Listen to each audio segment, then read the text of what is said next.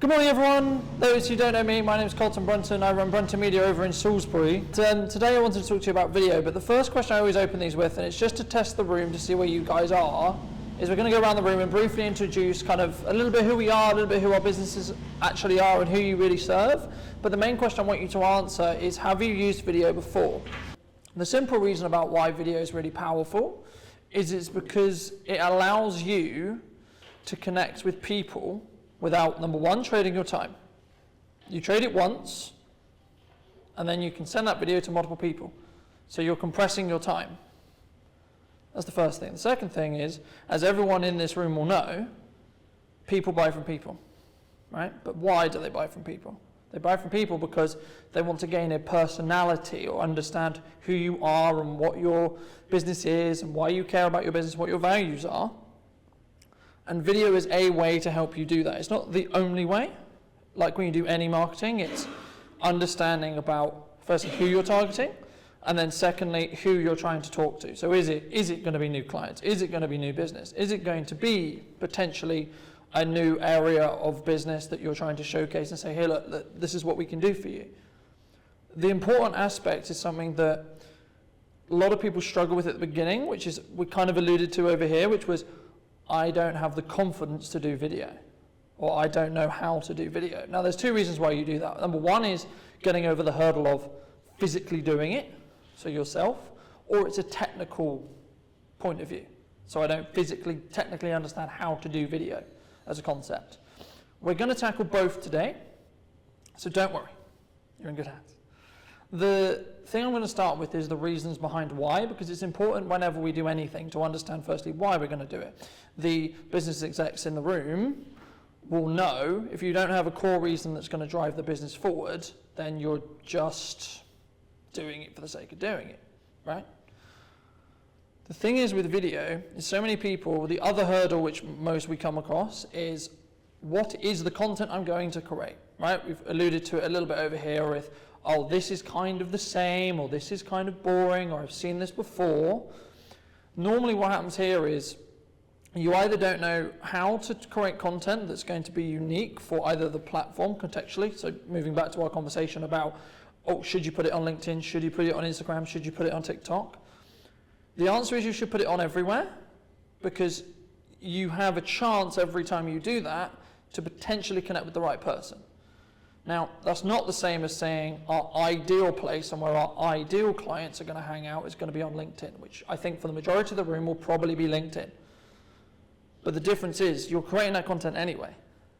So why wouldn't you also try and leverage it across TikTok, Facebook, Instagram, YouTube? But you have to, when you're going to do that, you start out by just putting it all distributing out, but then you have to think about how do you contextually attach it to that platform. So I'll give you an example. YouTube itself is a search engine. It's not just another social media account, right? You can't treat it in the same way you would treat TikTok, or the same way you would treat Instagram, or the same way you would treat LinkedIn.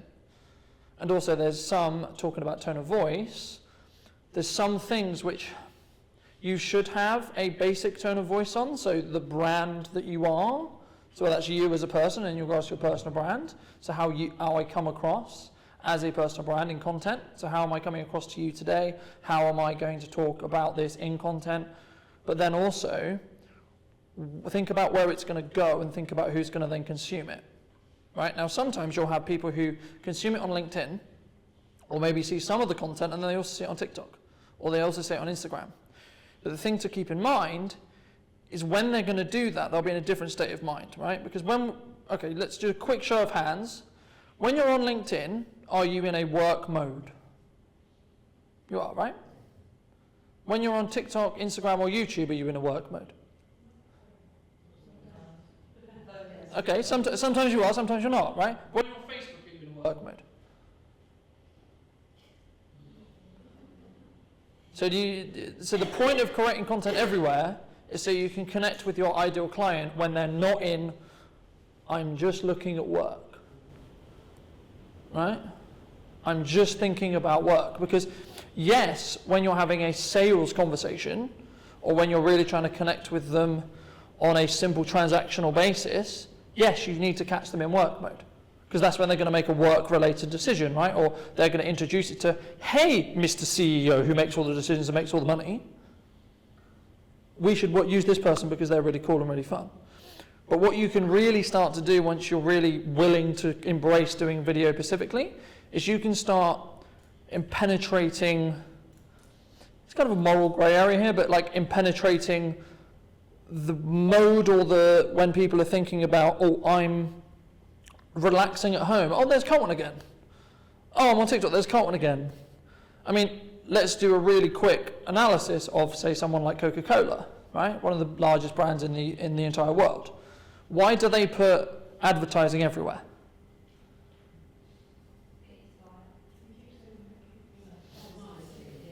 It's because you're consistently going to see it. So when it comes to, I'm going to buy a drink, your subconscious already made the decision you're going to buy Coca-Cola. Because you're constantly being reminded of, hey, when you buy a drink, you buy Coca-Cola or a subsidiary of Coca-Cola.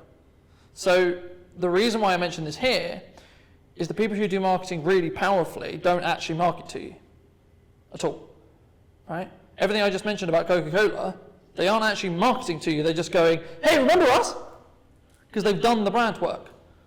They're one of the most established brands in the entirety of the world for nearly 300 years, right? But they have a lot of brand loyalty attached to that. That only comes because they're consistent and they're going to consistently show up. And what I'm talking about here is becoming front of mind in your industry. So if I'm doing my marketing job right, when you think video, you should think me. It might be because of something like this. It might be because you see someone at work. You might see a behind the scenes shoot on when we're on a production. What I'm doing is I'm trying to show you different aspects of what we do, but also being in the position where I can show you me as a personality, not just a video production professional, or not just as a workshop leader or a thought leader. And that's what everyone in this room can do if they're willing to start doing video. Now, there's a question I'll add in here, which is you don't have to share any, because everyone says to me, Colton, you're really public, or you talk about lots of things publicly. Surely aren't you concerned that a lot of your life just becomes public? But sometimes people misunderstand the fact that you can choose what you talk about. You choose the topics which you go into. You choose, like, so if you don't want to talk about your family, don't. If you don't want to talk about your kids, don't. If there's certain things that you in your own head go, that's off limits, there's nothing wrong with that. It's called don't mention it, right? Some of the biggest CEOs in the world, you have no idea if they've got kids or not. And I would completely agree, that's probably a good idea. There's certain things that should be private, right? Your private life should be your private life. But from a simple business point of view, whether you're documenting an event or whether you're documenting some products or how your processes are or what your new company is, what you can do is you can say in a candid way, hey, this is what we do. Hey, this might be valuable for you. The thought process you need to think about when you create content is, number one, are you going to document or are you going to create? What I'm doing here is documentation, right? I'm documenting what I'm saying. So I'm not actually worried about, oh my God, what content am I going to post? Because I've got quite a lot of documentation version of content, right?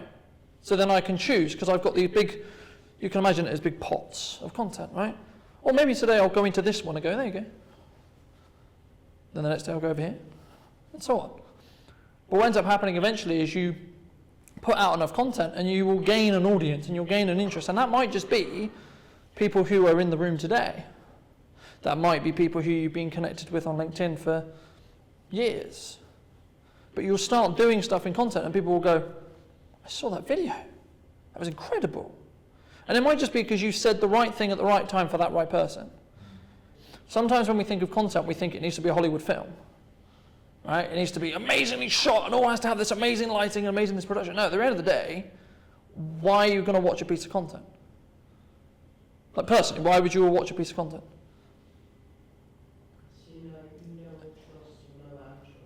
Because you care about what the person's going to say, right? It's not actually, yes, it helps if it sounds good, looks good, feels good, etc., and it has lots of showy stuff on it, sure, but that's all fluff. Right? If you exclude that for a minute, what's the core reason about why you're going to actually watch it? Why are you going to give it your time?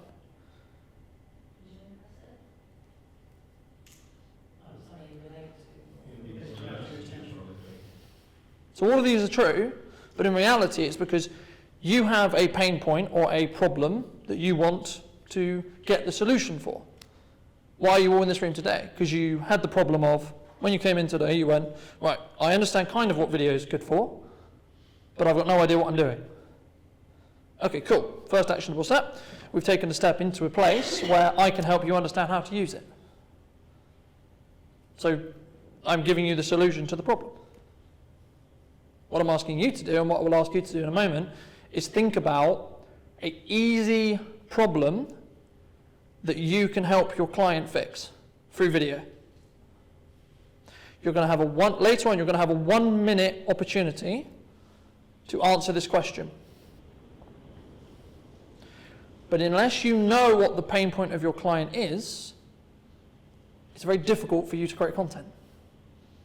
I can sit here and talk about my day, I can sit here and talk about the fact it's raining outside, or the fact that, what's going on in the world, etc., but that's not why you're here.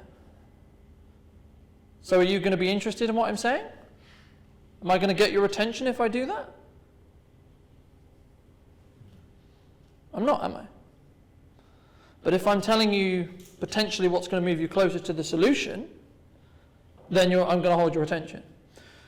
And the thing with marketing is we're trying to get to people to the point of sale, right? We're not trying to sell to them.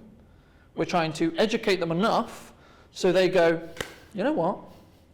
I need that in my business, right? I need to do video in my business because it's one of the best ways that I can connect with my clients. And I can show them that I'm the expert in my field. Or I can show them these services, right? Or I can showcase my art, right? Or showcase my product, or showcase my event, right? There's lots of reasons behind doing that, but we're very visual creatures, right? We want to see and we want to consume and we want to feel. The key point is feel. People who've been in business long enough will know and will tell you, people will continually come back to you because of how you make them feel. Especially in the coaching world. Like, let me ask you directly, why do you have clients that come back to you? Or why do they refer to you? Feel that they're moving forward, feel of success, help us support them through a challenging time, so somebody cares, I guess. And before you started working with them, how did they feel? Lost, just looking for a bit of motivation, refocusing. So they were maybe stressed or worried or concerned. Yeah. That can also be from, they've got lots of opportunity on, it's not struggling or going through a bad time. No, of course, sometimes it's overwhelm, right? Like some of the time when we do video, we're overwhelmed with the concept of doing video. We love the idea of doing it, we want to do it, but we're completely overwhelmed because there's too many things in the way. There's, oh my God, what's the tech? Oh my God, what do I talk about? Oh my God, I'm going to be seen, right? Okay, let's break it down. If they're all your concerns, focus on one thing at a time.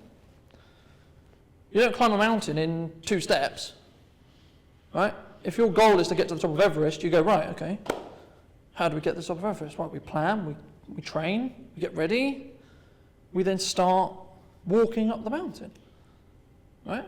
With the goal of getting to the top. The goal for you guys might be, I want to be able to create video and feel confident. Okay, great, cool. So, you're currently down here. Your goal is creating a confident video that you can come across well on. Okay, so now we're going to work out what's this middle bit. What's the road that you need to take to get up the mountain? One of which might be technical. Okay, technical's probably about this big, right? After that, you've probably got a confidence building bit, right? Don't know, it's a bit nervous, don't like that, right? But now you've got maybe this much. Okay, so what's the last bit? For you, this is a personal question. Because once you understand what those hurdles are, then you can start moving towards it. I can help you, but at the end of the day, who's going to actually have to do it? But also, who's going to get the benefit of doing it? So take a couple of minutes to have a think about who your ideal client is, or who your business wants to talk to, and why would they listen to you?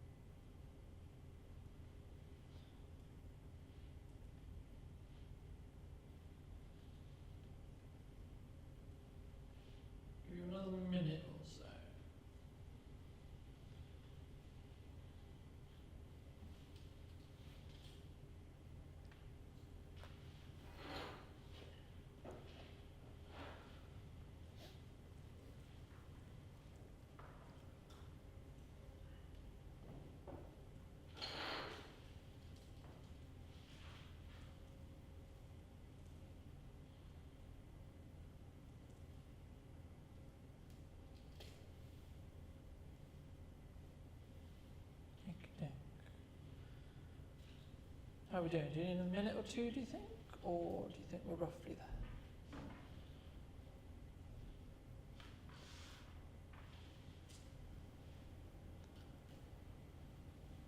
Just while you're finishing that off, the reason why this exercise is really important is because it gives you the reason and the question and the things you're going to create content around, right?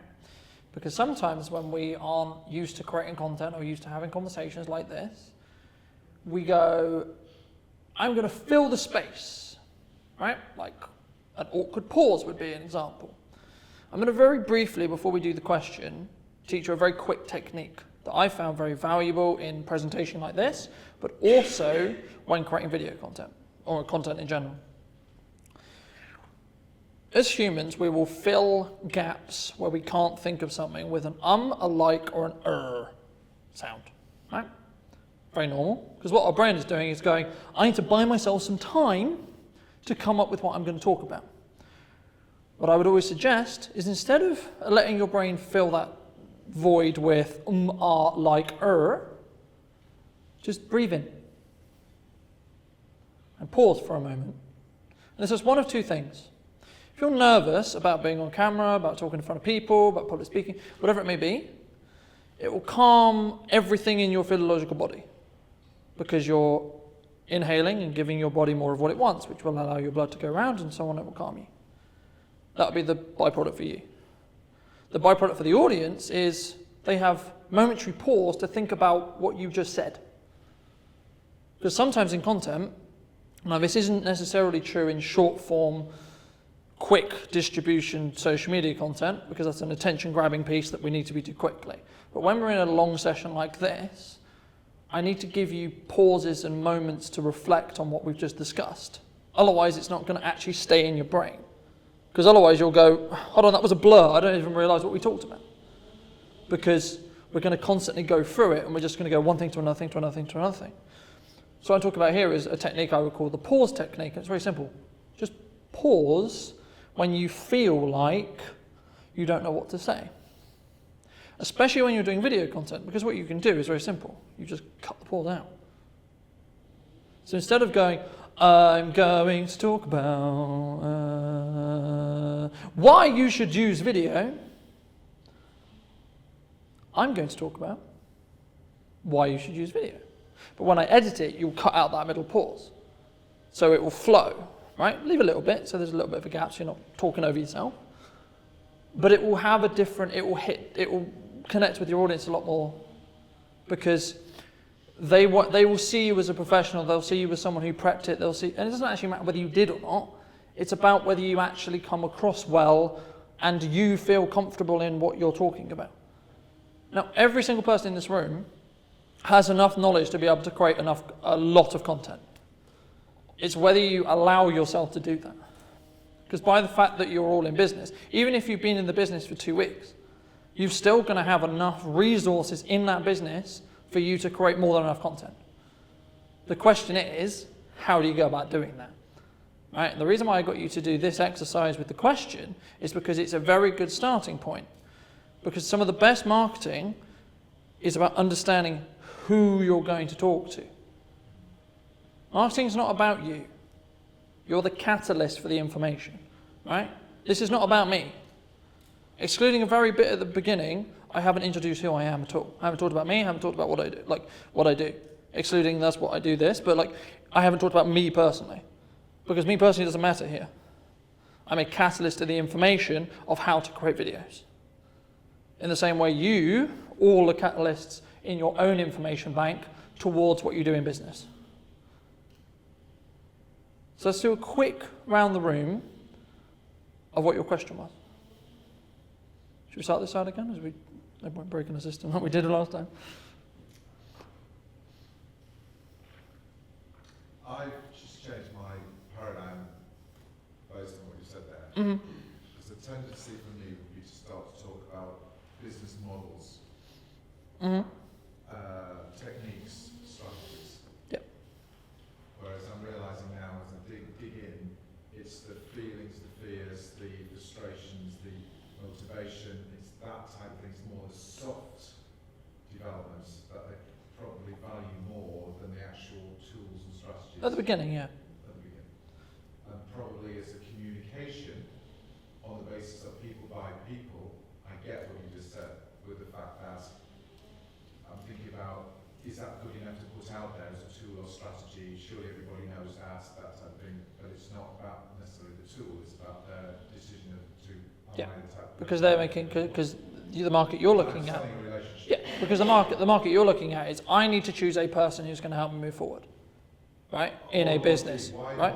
should I need to have somebody like you to Yeah. help me move forward? Which is Yeah. that other brand that's going there. Why does somebody need somebody like you? Why should I? Yeah. And that's where engaging with the emotional side and the feeling-based reaction when you do content and actually connecting with your audience in an emotional point of view is always going to be more powerful than, here's some information, Yes. right? People ask me all the time, why do I not do PowerPoints? I don't do PowerPoints because I want to be able to connect with you and I want to be fluid in my answers and where I take the presentation. If I had a PowerPoint, right guys? So PowerPoint slide number 10 is, it locks me in, right?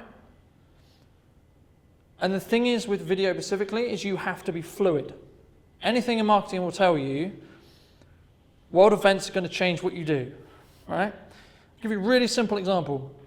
Something I noticed really, really interestingly, unfortunately when the Queen died, there was a large percentage of the corporate world that went, right, pull everything. Everything we had planned for the next 10 days, pull it. We are not going to communicate anything because it would be perceived as disrespectful. There was another sector of people who went, we should probably tweak what we're going to do, right? But this is the point about communication and comms and marketing, right? You have to be fluid, right? And this is why sometimes putting barriers up and saying, oh, I need a production crew, so I can't do a video.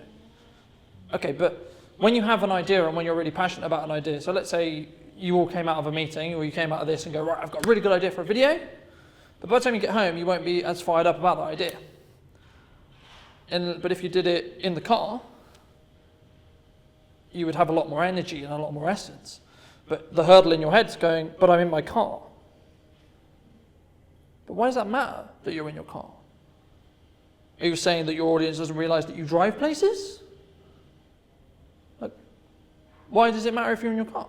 Surely what, again, as we just all articulated, what you're talking about and the content that you're delivering is the important bit. Doesn't matter. Yes, it helps to have professional cameras, professional lighting, professional audio, but they're all additional bits to add on when you get the content down, right? If you're not going to produce good content, it doesn't matter how well polished it becomes, because it still needs to be good, and then gets better instead of being bad and then becoming good because you added production. Does that make sense? Your question. Your question. Your 1 minute question. My question is, have you ever lost a key member of staff? Okay. What impact that on your business and how does it make you feel? So it's a 3-tiered question. The problem that you might run into is you can't go in depth enough on the initial point in 1 minute. It's great. It's great to have a 3-tier question, but what I would personally do is break it up into 3 separate 1 minutes. Okay. Yeah. So have you lost a key member of staff? How would that affect your business? Oh, it could affect your business by. And I'll go into structure a little bit later on how you can build that structure around a question like this. But the problem sometimes is exactly what we've just found here, is we try to do too much in one piece. Unless you're doing an in-depth video, like a YouTube video, for example, this is the reason I'm going to go into in a minute about where what suits each platform, right? Longer form stuff where you go into question by question by question by question by question is great for YouTube, because YouTube wants big, chunky, 10-minute plus pieces of delivery, right? And then it wants it to be, but the thing that you can really do there is you can then say, okay, so let's say you answer 4 questions in that video. Okay, so now you take question 1, take that bit out. Question 2, that bit out. Question 3, that bit out. Question 4, that bit out. Okay, so now I've got 4 videos of social media from 1 video. So it's up to you how you do it. It just depends on Do you want to tackle it as more of a wider question? So you're actually posing the question and you want comments you want comments back from your audience. I think I structure it in a way that it would create questions in their minds, and then Yeah. if you never want that to happen again, then Okay. So the only hurdle you'll potentially run into with that is you haven't given enough to the audience for me to go. It's a good for a seed setting thing, which is what we talk about here. The issue sometimes is, unless I've consumed some other your content, I know you. If I know you and I go, that's great, yep, I need to have that conversation, because I've already built the trust relationship with you. But the problem is when we do marketing, we have to assume that they barely know us at all. Right? They're at the bottom level. They just want to know who we are. So when you create something like that, it's great to have that plan, but sometimes we need to simplify it so we can go into detail and we can quite quickly establish, this is why I'm the expert in my field. This is why it's valuable. Have you lost a key member? Have you lost a key person? Okay, what could that mean for your business? And then you go into a little bit of what it actually could mean. Because what you're doing there is you're proving that you know what you're talking about. Because at the moment, so far, all you've asked me is a question. And I'm going, well, I don't know. Hence why I'm watching your video. But you have to then give me some of the answer. Enough to give me intrigue, enough to go, oh, maybe I should watch another one. Or maybe I should ask you to have a call, or maybe, because at the end of the day, we're all doing it to grow our businesses, right? And one of the ways for service businesses specifically is, can we get someone in a call to have a conversation more in depth about their specific needs in using our service, right? Like if we had a one-on-one call, I wouldn't be talking as broadly, I'd be talking very narrow in what you guys do. I'd be saying, right, for you, we would do this, this, and this. I'd recommend you do this, this, and this. But for this, I'm trying to be as broad as possible because, and the reason why we're going around the room and doing questions is because it's really valuable, because someone else might hear something in another question that's actually really valuable to what they're trying to do. I don't control what's valuable. I can just say in my own experience and what I've seen work, especially in the fields we're talking about here, saying, hey, have you thought about doing it this way? Have you thought about doing it that way? Does that make sense? Cool. How about you, Dan? I'm original and then modified to listen to that, but let's see. So I've got, what damages your organisation suffering? What damages your organisation suffering through a relentless focus on the bottom line?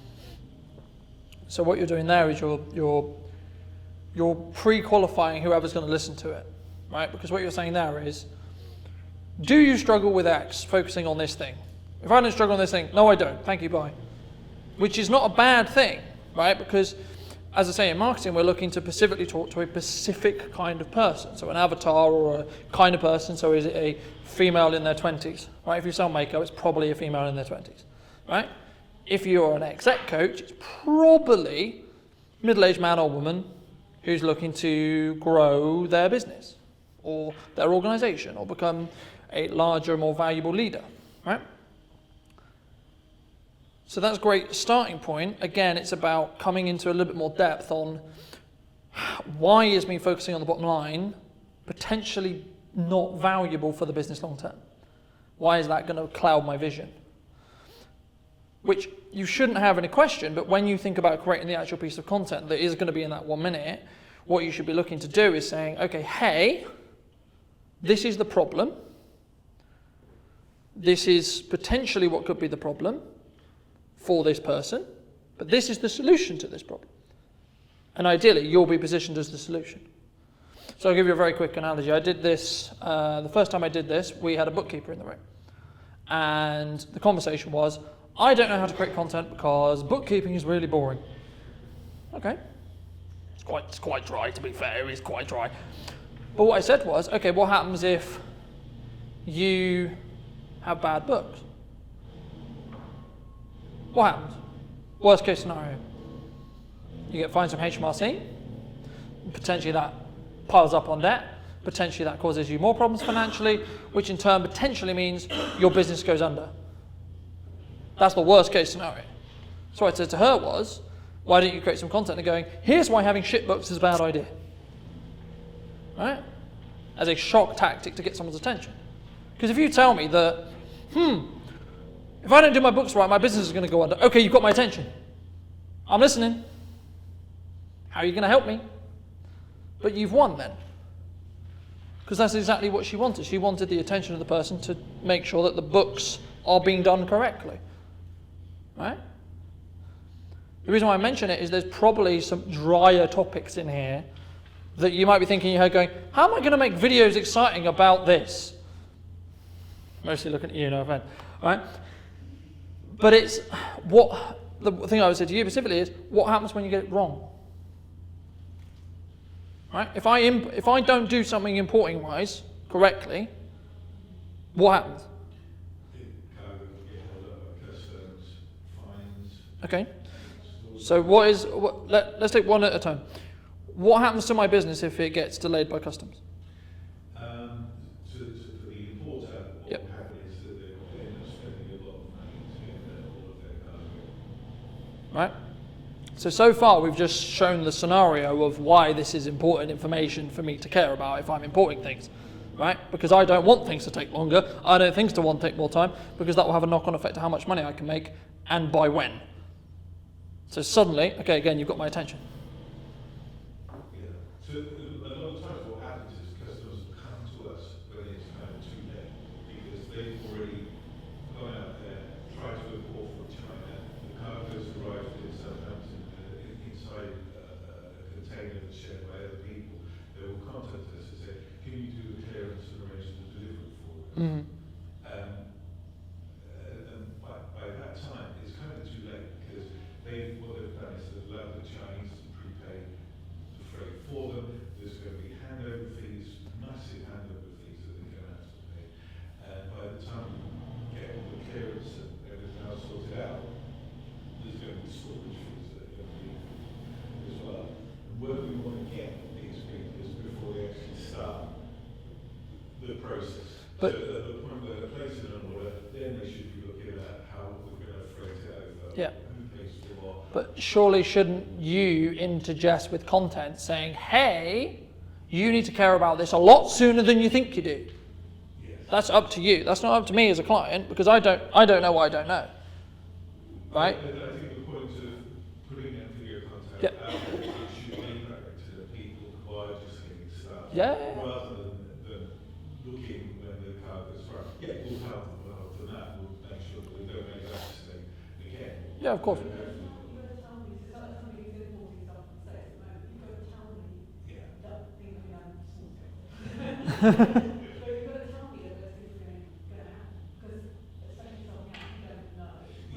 always trying to get a video that we can actually explain that, like, you know, in lay terms, so people can actually understand.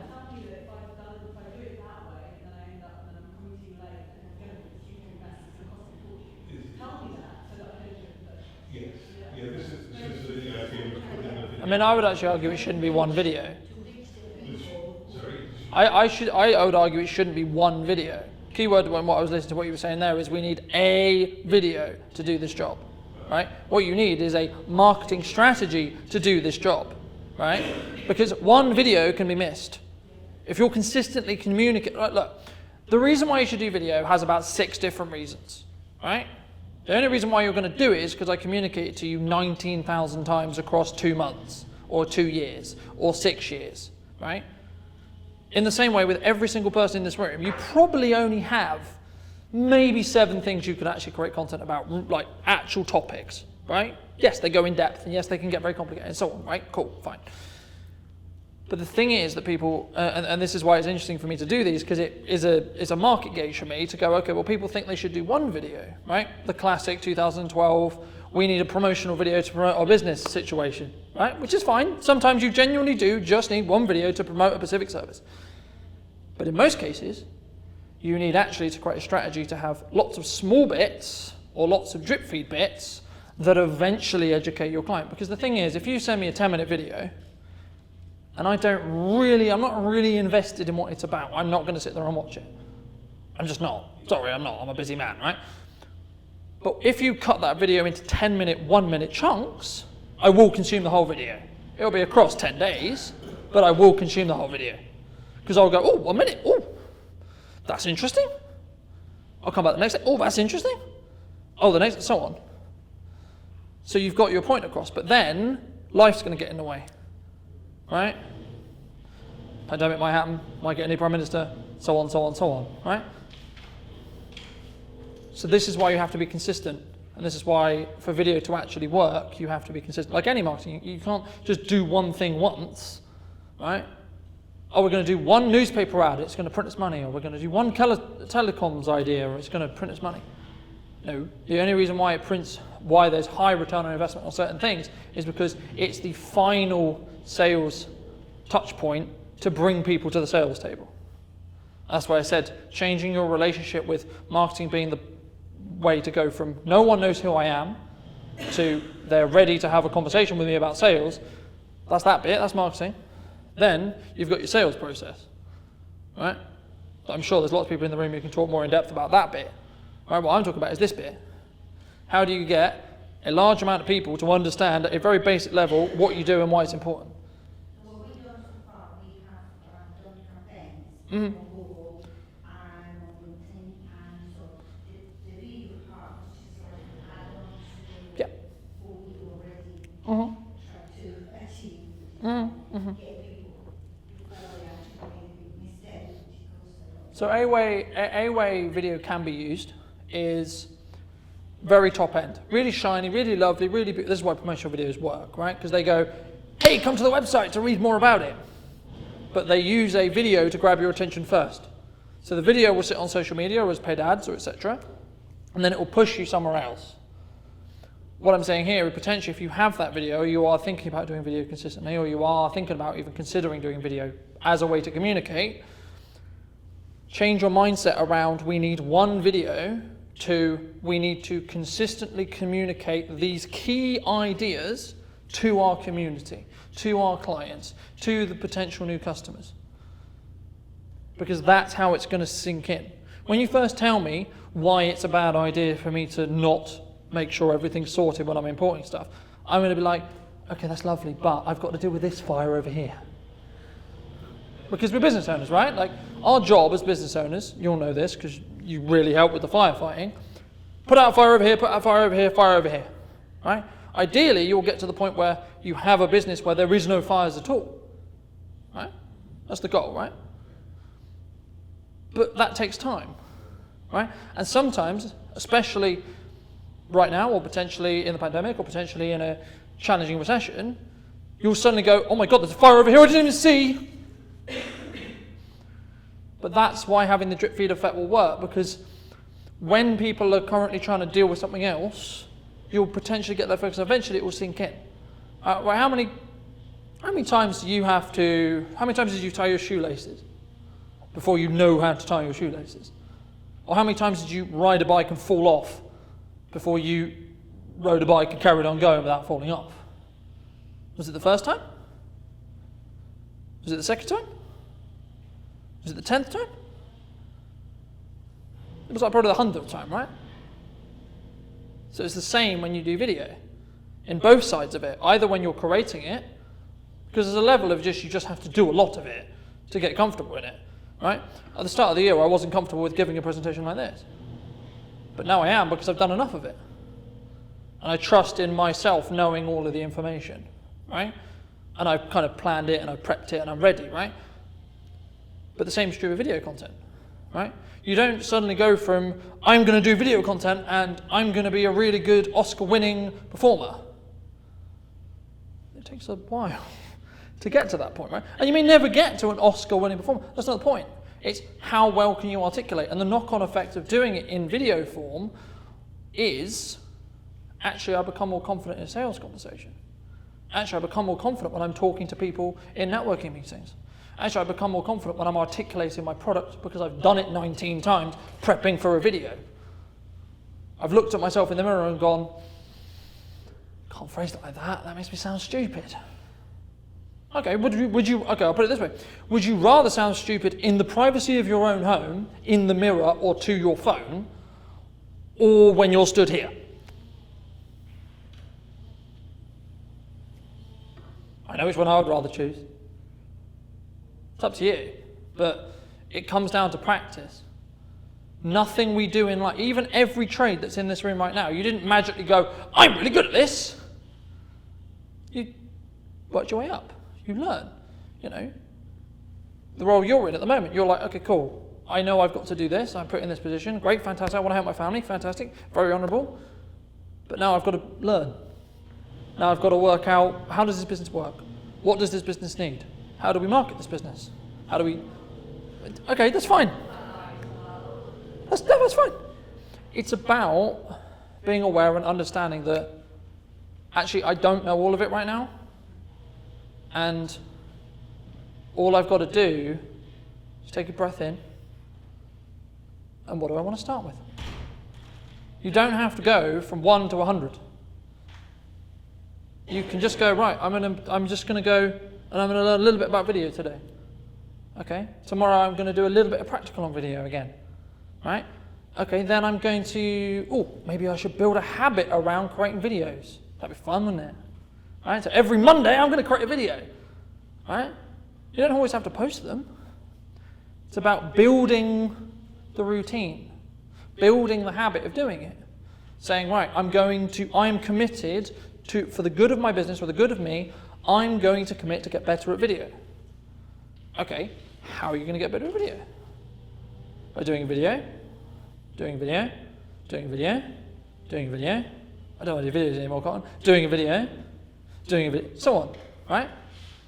And when you get to the point where you don't want to do it anymore, is the point where you need to do it a little bit more, because that's your brain going, this is really annoying, you know. Right? This is really getting uncomfortable now. But that's just before it becomes comfortable. Right? And sometimes you have to push yourself just beyond your comfort zone to realize actually you're not that far out. And you're actually okay here. Because then you can be in the position where it's a norm for you. Nowadays, the idea of me talking to camera is normal. It's what's expected of me. The idea of me giving workshop-esque things like this is normal. If we had a conversation a year ago, I would have gone, not a chance. But that's because I worked on it. I said, okay, I'm currently here. I want to be over here. What's this middle bit? This middle bit requires me to get better at public speaking. Right. How am I going to get better at public speaking? Surprise, surprise, do more public speaking, you'll get better at it. Right? Same with video. Oh, I feel really nervous about video, I don't like doing video, etc. Okay. You might personally not like it, but this is why it's important to appreciate why you're doing it. Because if you're actually doing it for your business, in the nicest way possible, you've just got to do it still. It doesn't actually matter whether you like it and enjoy it. That will come. Right? And you'll get the creative process and you'll go, that's a really fun idea, let's do that. But that only comes when you have the skill set. Right? When you have the ability to go, yeah, that's a good idea. And the thing I would suggest is you have a way to document your ideas. Now that could be, whenever you're in a meeting, you leave your phone on the side of the meeting filming you. That's a way. The other way is have a notebook, have a post-it note, something you can write on next to where you have meetings. Because then you'll come out of a meeting and go, what's the great takeaway? What's the takeaway from this meeting? Right? Every single person in this room will have meetings. Right? They won't always necessarily be strategic, but they'll be meetings. So simply get into the habit of asking yourself, what is the key takeaway for that meeting? From that meeting? Is it something you said? Is it something that the person you had a meeting with said? And then write it down. Then forget about it and get on with whatever you've got to do. But when it comes to creating content, you can then go back to that list and go, right, so this thing's come up 4 times. So that makes me believe that there's a pain point there. Or it's around the same thing. Like when I started to do research for this workshop, when I was planning it, I asked everyone in my network, what are your hurdles in video? The 2 they came up with was what content to create, hence why we're talking about what content to create, and then the confidence aspect of how to come across, and then the tech aspect. So this way I know the 3 main pain points that you're going to hold. Right? The only reason why I asked you was because I wanted to know which one we should start with. We're going to cover all of them, right? Confidence in and what the content is are kind of similar. Because once you actually understand that it's actually you are the catalyst to talking to your audience, suddenly your concern, your worry, your, oh my God, what if I get it wrong, doesn't even matter. Because let me ask you, who's going to know that you've got it wrong? Do you know I've gone wrong? Well, I don't want to say, but I've gone wrong. Okay. But even if I did go wrong, why does that matter?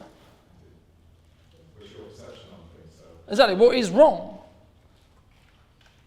Because has everyone got value from what I've said? Okay, then I haven't gone wrong then, have I?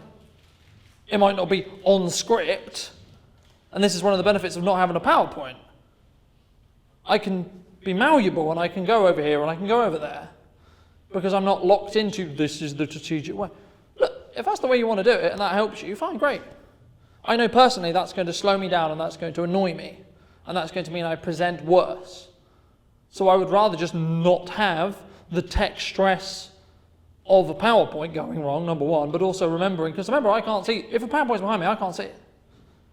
So I've got to memorize where we are and make sure I click the button at the right time, along with also talking, right? And sometimes you actually don't want that, because why did you give the presentation? Why are you giving the presentation in the first place? Is it so people look at a screen, or is it so people look at you? Surely it's because you want to connect with them. You want them to look at you and connect with you. Right? The same is true when you do video content. People give online presentations and they have this massive PowerPoint and then a tiny box. Do you want the audience to care about the PowerPoint or you? Because at the end of the day, you're going to buy from the person who's talking, right? I'm going to potentially have a conversation with the person who's presenting. I'm not going to have a conversation with the PowerPoint.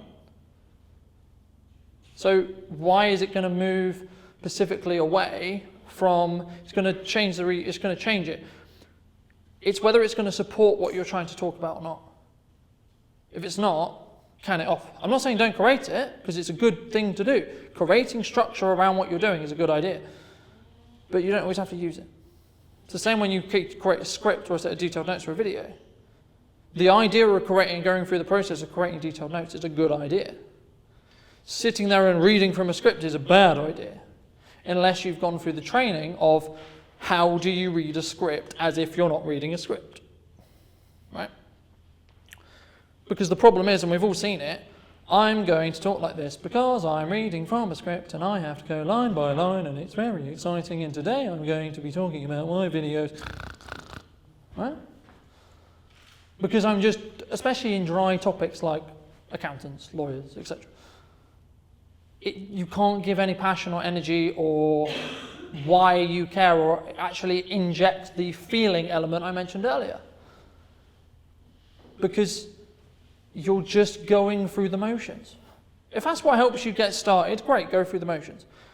But then you have to add in a point in your development cycle which says, I'm going to move away from just doing the motions, right? Everyone will have a different way into doing video, and they will have something they're confident, I need to have it planned, and there's a lot of psychology around that, about who you are and how you work and how you kind of are and what's your risk profile and all this. But at the end of the day, what hopefully today will help you do is understand that these are the building blocks, and all you've got to do is put them down. Or, using our mountain analogy, you've just got to start walking up the mountain.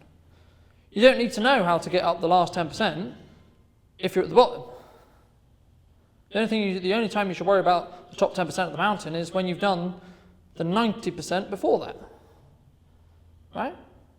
People don't do video because they think it's this big, overwhelming concept. But if you actually just break it down into small chunks, like when you work with people on business strategies, you don't go, here's the entire business strategy. You go, here's the first step of the business strategy. Here's the second step of the business strategy. Or when you're working with someone in customs, it's like, right, you need to fill in this form. Then we send it to these people. They then put a stamp on it, I imagine. I'm guessing, right? If I get this right, then hooray, right? Then it comes back.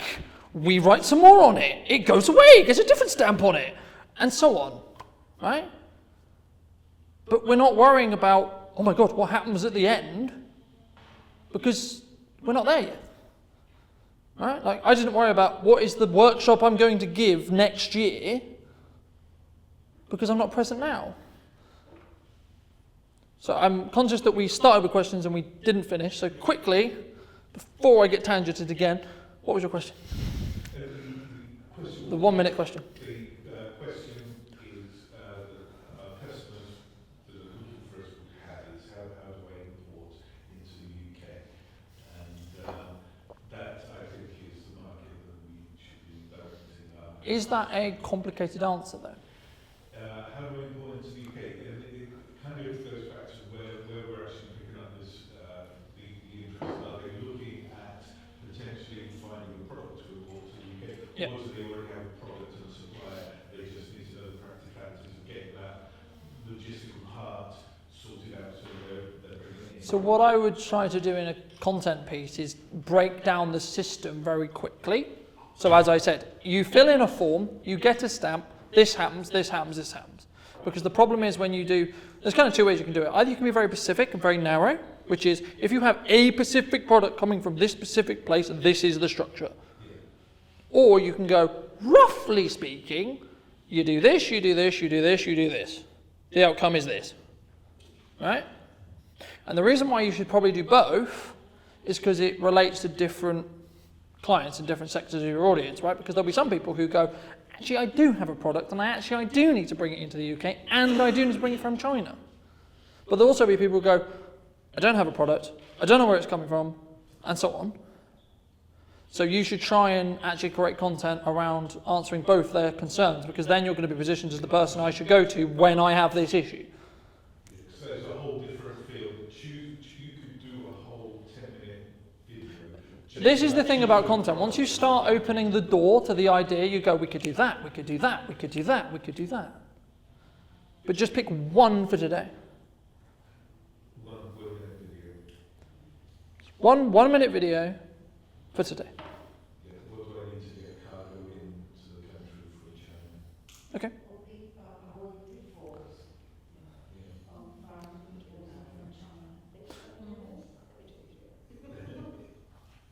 Or why don't you just show me the process?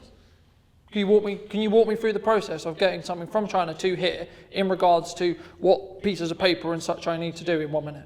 You start off with choosing what Incoterm Yep. be trading at. Mm-hmm. If you're bringing in cargo by less than container load, LCL, Yep. then you should go with FOB, which is free on board. So do you see you see the problem already with exploring this concept? You've used 5 analogies already and we're about 20 seconds in, right? So far, if I don't know those analogies, I've got no idea. And I'm going to click, I'm not going to give you a second chance. I'm just going to go, right, there's a cat over here. That's more exciting than whatever this bloke was talking about. Right? So simplify it. Say, you're trying to bring someone in from China. Cool, right. You're going to have to go through some paperwork that allows customs to understand what it is, I imagine, right? Where it's going, right? And is it likely to explode or etc., right? Okay, cool, fantastic. Then what? Then you need to have, there's 5 key things that you need to have to get your cargo into the country. One of those is a commercial invoice, packing list, Yep. bill of lading, letter of authority. Yep. And those things have to be presented to customs. Okay, so those 5 on their own can be a 1 minute video, Yeah. right? So that would be the key thing. This is the reason why most people phone us up, is to find out what they need to get their cargo in. And we have kind of a set email. So something which you could do is take that set email and turn it into a video just by going down it. And if you're getting, and this is kind of true of every business here, if you're getting a phone call every week that says, how do I do X, right? The reason why I know what to talk about in this workshop is because I keep getting asked, how do I become confident? How do I create content? How do I come up with content ideas, right? These are common things I get asked personally. Okay, so let me create content that answers those questions. Because then we're saving time, right? The reason why it's valuable, as I said at the beginning, is you can do this once and send it to 6 people. Let's say it takes you an hour, right? Either you can spend 6 hours having an hour conversation with each person, or you can make a video once for an hour and then send that to 6 people. So you're either investing 6 hours or you're investing 1 hour. And as a business, what's the hurdles? Money, time, or energy. Right? Well, I've just saved you 5 hours. I've potentially saved you quite a bit of money because you don't have to do it all the time, which means eventually, initially it'll be 6 hours, but then it'll be 3 hours here, 3 hours there, 4 hours there, because you're continuing to use it. But then also, you're not having to go over the same thing again, which will drain your energy. Oh, I've got to go over this again. Right? Because you can just send the video. But then you can focus on, how do I come across with the best way? How can I make sure the language is really clear? How can I make sure the language is not complicated? Right? Like, don't use an acronym ever in marketing. Because unless people know the acronym, they're not going to have a clue. Like, how many people in this room know what a KPI is? Okay, half the room knew what a KPI is. A KPI is a key performance indicator. Okay? So whenever I market, when I'm talking about a KPI, I either do one of two things. Either I just use the words key performance indicator, or I say the acronym I'm about to use means KPI, right? And that means a key performance indicator, and then I can use KPI because I've established what it means. But you're spending a lot of time explaining what an acronym is when you could just say what it is, right? Like at a very beginning state of business, people ask, what's the marketing department do? What does an MD do? What is a CEO?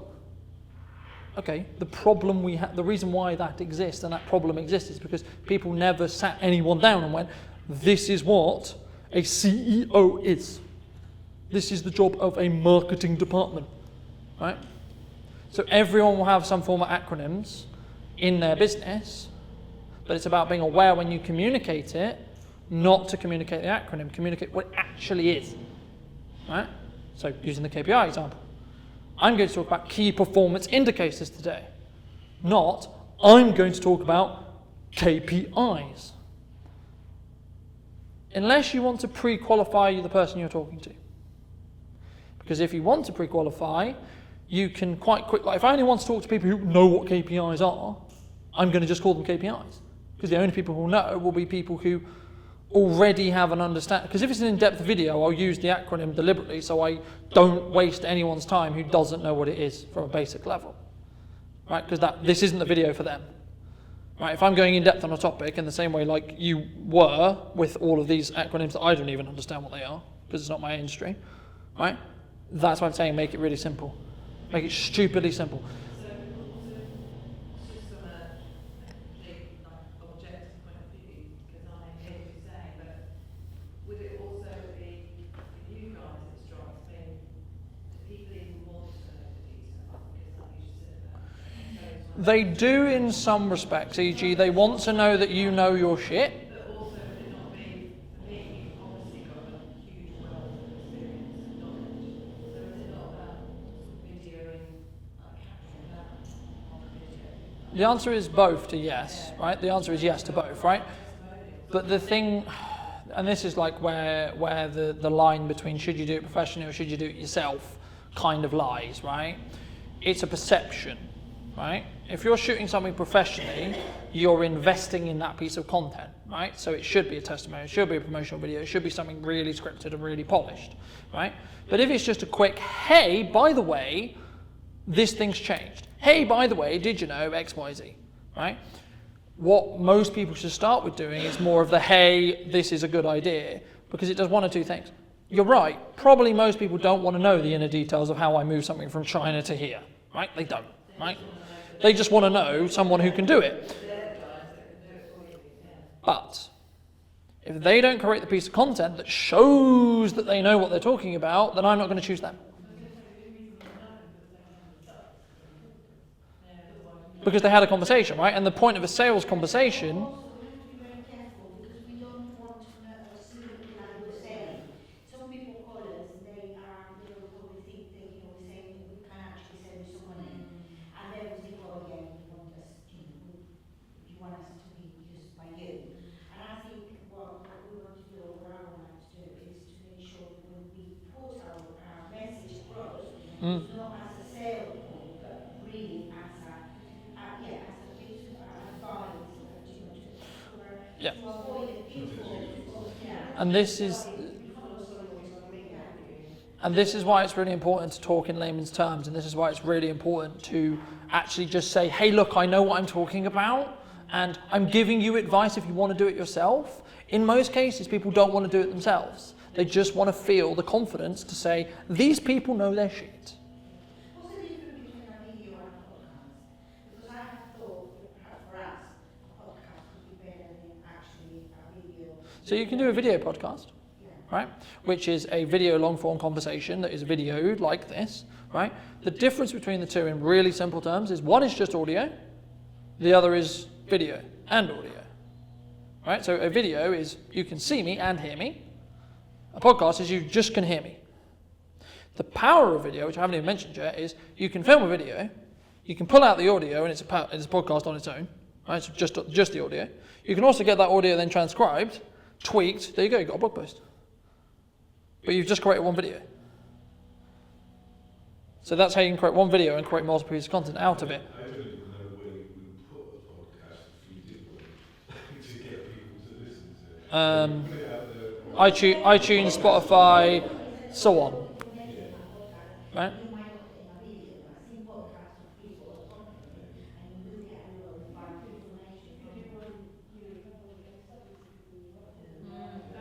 Like a common way of doing a podcast is you bring on your clients to talk about them, but also talk about how you work together, how you are, etc., etc., etc.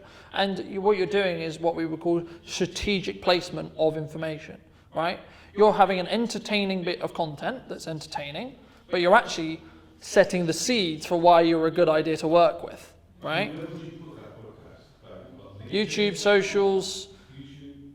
socials, audio platforms. There's thousands of places you can distribute it. Yep, you can put it on the website. There's tons of places you can put a piece of content.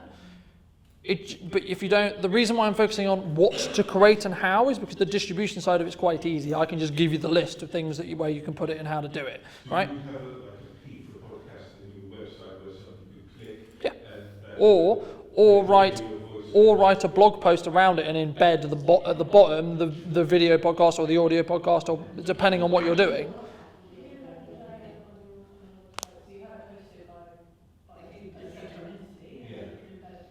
If you didn't want to do a podcast, go on someone else's podcast as an expert. Yeah. Yeah. So I have seen them on Spotify. And another way to create content, if you're not confident with having your own podcast, is go on others and then get them to send you ask as part of the deal of you coming on, you get access to that material, and or you just film it yourself. So you bring in a camera crew like this and point the camera at you. You're on someone else's podcast, but you're going to have a conversation, and all you're looking for is a soundbite. I did a podcast a couple of weeks ago. We were talking about advertising brand values. We talk about Gillette, right? Gillette a couple of years ago decided to go from alpha male branding, and all of their advertising was, I'm a man and I use Gillette, right? That was their branding. And then they decided to do something very feminine. Sales went, because they had created a culture around their brand that was, this is the manly man saver. And then they stopped, and everyone went, what is going on here?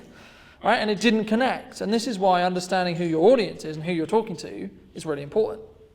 Because once you establish these brands, you're kind of in that box, right? Like Gillette now, because they've established themselves as the alpha male shaving brand, they're always going to be the alpha male shaving brand, right?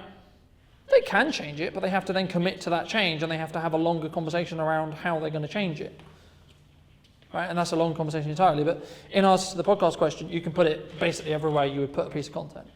So website, socials, podcast platforms, etc. Now, how do you get it seen on those platforms is a different conversation entirely, because you can put it up there, but barely anyone's going to watch it at the beginning. That's where your SEO comes in, that's where your copywriting comes in, that's where creating meaningful content that actually people care about, again, moving back to the emotional side of it, people actually care about that content and is actually valuable. And that's why it's important, you're right, for it not to be a sales tool. It's a sales tool, not a sales opportunity.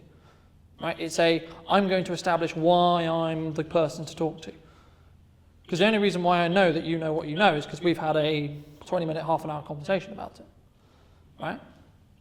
But when I'm scrolling on Facebook or social and I come across your brand, I need to know quite quickly, and you need to get me into your world so that I can consume more content, so then I can understand that actually, yes, you do know what I'm talking about. Because I could say I understand how currying works by changing my Instagram bio. That doesn't mean that's what I know how to do. Right? I can say I'm an incredibly professional footballer. Trust me, I'm not. Right? But I could change my Instagram bio and go, I am a professional footballer. But until you see me play football, you don't actually know I'm a professional footballer.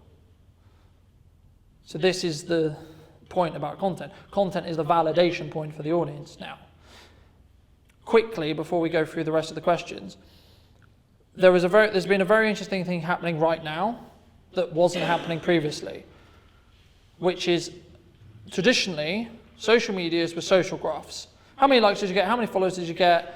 So on, right? Now, they're interest graphs. So what are your interests? So you'll be fed content that you're interested in, not that you follow necessarily. Following is part of it, sure. Liking is part of it. But it's about coming across in the way which you can articulate your message, and so it can be cared about, right? And being cared about in the respect to, I'm really interested in these things. I'm interested in creating video. I'm interested in etc., whatever it may be. And that's the way you're going to grow your audience and grow your influence now. It's not about, how do I socially connect with someone else who has a larger following who has my demographics so that I can gain some of their audience? Because that's why you used to traditionally go on podcasts. You used to pick strategic placement of podcasts. So you would go on as the expert and then you would go, actually, this guy really knows what they're talking about. But I'm conscious of time, so we're going to take a couple of minute break, but I quickly want to just go around the rest of the questions just so I know what they are. So what was your 1 minute question?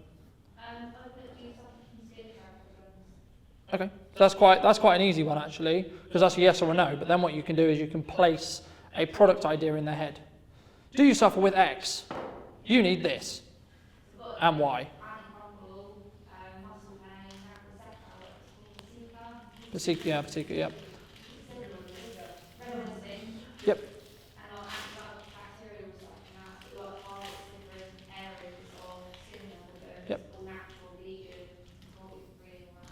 Yep. Cool. So think about one or two of them, and then why I should use them. So what does it do for me? So I had red skin, I use them, I don't have red skin, right? Because in a 1 minute video, again, it's about condensing that information, but also not trying to do too much in one. You'd rather execute on one or two products really well, and actually arguably one product's probably better, than trying to do 5. Just have a think. Whichever one you feel comfortable with.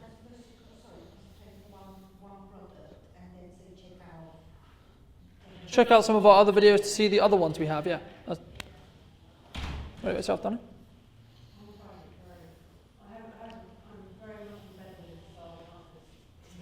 Okay.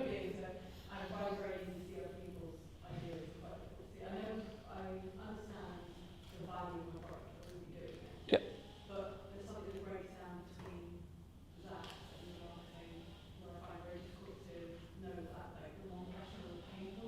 Okay. Okay, so if someone hasn't invested in home decor or someone doesn't necessarily care about home decor, what's the social knock-on effect? So if I don't care about my home and my home's a tip and I bring friends over, what's the social knock-on effect? Potentially. my friends don't like me, my friends judge me, my friends, etc., right? That's a pain point. It's interesting, the second person that said that to me, the last talk we were on, we had the same thing, that sort of, because I come from the, I suppose my real belief around the art that I do and why I put it on, Yep. and therefore as opposed to putting it on the wall, it's because I really believe in the ability of having that internet and having beauty and moments when you're interacting with it not in a conscious way, because I think that that doesn't have to be. Yeah, but then focus. I think that doesn't necessarily make, it's quite a nuance, it's a very important thing. It is, but I think when we talk about nuance, as long as we own the fact that it's a nuance and we talk about why it's important, it still can be really valuable for content. Because when I'm deciding to what to put in my new home, the fact you care in a nuanced way and you actually care about the emotional connection I'm going to have with that place, because I'm going to spend, look, the reality of the fact is I'm going to spend a lot of time in that space. So what's the knock-on effect if I get this wrong? That's what I would focus on. The question I wrote down is how do you make it feel? Yeah. Because I think that The issue with that is it's a little bit too open because you're giving it open to the audience, which is great if you want to gain data. It's not when you're trying to add value, right? The way to reframe that is very simple. Have you ever walked into someone's home and you felt a little bit off? Okay. Let me explain why. That's reframing the same thing you just said. It's just changing the approach you take. What about you, Dan? I put how will Castle EU help business grow? Our whole idea is if our client is a really thriving business, they don't buy more from us. Yep. So we've created tools and functions within our business to help them more than anything else. Like, as I said, I'm a cleaning product, apply a bleach in the supermarket. Yep. So it's more of why you should use Castle EU, Yep. why you should use our What makes you unique? What makes you special? Yeah, what? and how our service makes you grow over than our products. Like I said, you buy products in supermarkets. Why should you just buy directly through us? Yep. And that's the result. So what I would do there is I would focus on why specifically do we care about the service? The service saves me time. The service means it's going to be done properly. Because if I go and buy the products, I might do it wrong, right? I might not follow the correct procedures and it might not have the same result that I expect, even though, in theory, that's what was promised from the product. I don't think people realise how hands-on we are. Yeah. We're very, like, we do workshops with big contract cleaners, with their cleaners and go, well, this is why you use industry practices, Mm-hmm. and this is why you should follow it, this is why you should follow Kosh, this is what, Yeah. how you use a bleach, like, this is not what bleach is actually for, this is actually why it's used, and then following that, and then budgeting, we've created budgeting tools, Yep. especially in like cost of living.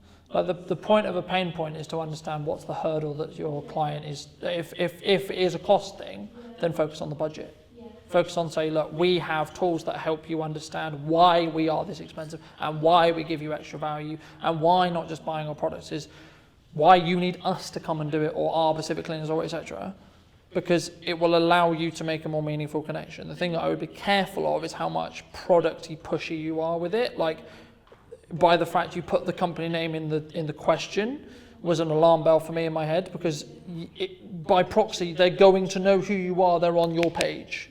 So you don't need to go, hey, I'm Colin from Brunton Media and I'm going to talk to you about video. Because by the fact you're watching the video, you know who I am. So it's actually about getting into the depth of the reason really quickly. Because otherwise you're going to lose me. Because I'm going to go, I don't care. And especially on TikTok and stuff like that, it's literally under 2 seconds that you have to grab me.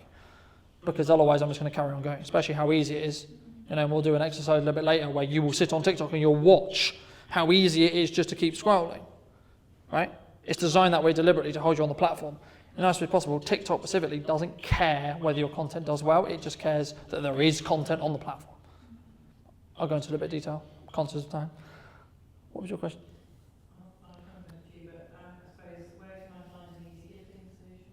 Okay. I want to buy a local gift. I want to buy from an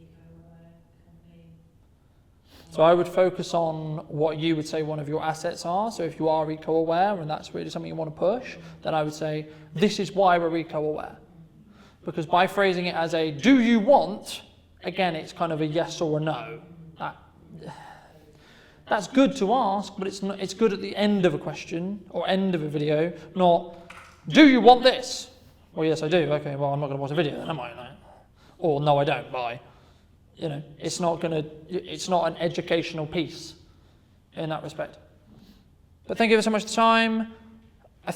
I don't know how long we're taking, but take a break. Walk, have a walk, get some air. It's not actually raining, so take advantage of that. Get a coffee, get water, etc. And we'll be back soon.